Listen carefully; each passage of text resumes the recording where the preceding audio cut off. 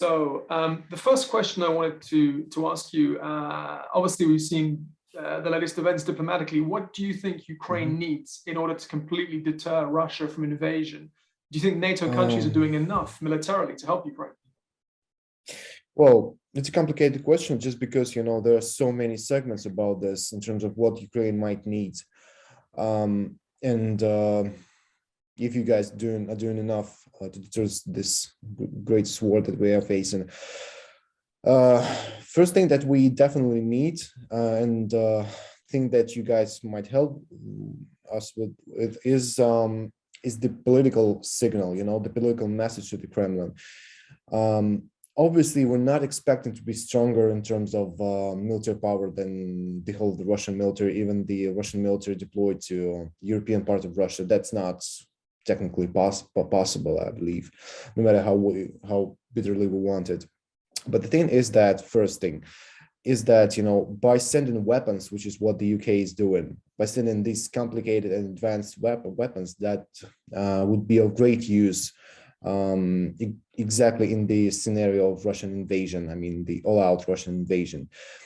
UK sends a very strong and political message, and it's the dead-on political message saying that the UK is not going to be inactive about Ukraine. It's not closing its eyes about what Kremlin is doing, and also it is ready to stop expressing concerns or calling on both sides to de-escalate, but to do very practical and very swift and strong steps, which is providing Ukraine with weapons right here and now.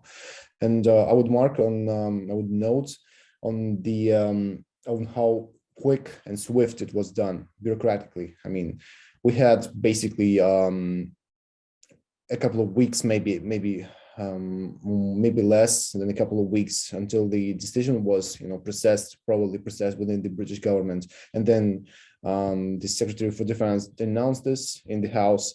And then immediately on that night, we have the first aircraft taken off in Britain, new shipments to Ukraine. That was fast. And everybody recognizes and acknowledges this in Ukraine, that was pretty fast. It was impressive for this complicated system. So it's a strong political message because messages like sending javelins and also other weapons, they simply send a message saying that the Kremlin should not count on the weakness of the Western nations to make strong moves, which is super important because they are not ready to, for real confrontation, for something real. So they count a lot on the weakness and lack of resolve in the West. And what we need here, I mean, the Ukrainian military is definitely weaker than the Russian military. Of course, that's pretty obvious. But I believe that what we have here and now in terms of the condition of the military, its motivation, and also lots of people ready to form paramilitaries, which is what we did back in 2014. The population still has this ability to self-mobilize into paramilitaries and volunteer battalions. So this capacity all combined makes all-out Russian invasion basically way too costly for this. And by getting these particular weapons like anti-tank weapons, that would be super helpful in terms of urban warfare, close combat, and also javelins.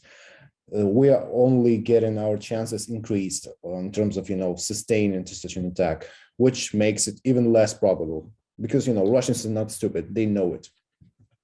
Now, I wanted to draw your attention to some point made yesterday by the chair of the UK Parliament's Defence Committee, Tobias Ellwood. He went as far as saying that NATO should move troops into Ukraine. Do you think Ukrainians, A, want that, and B, would welcome that? Well, definitely Ukrainians would want and welcome that.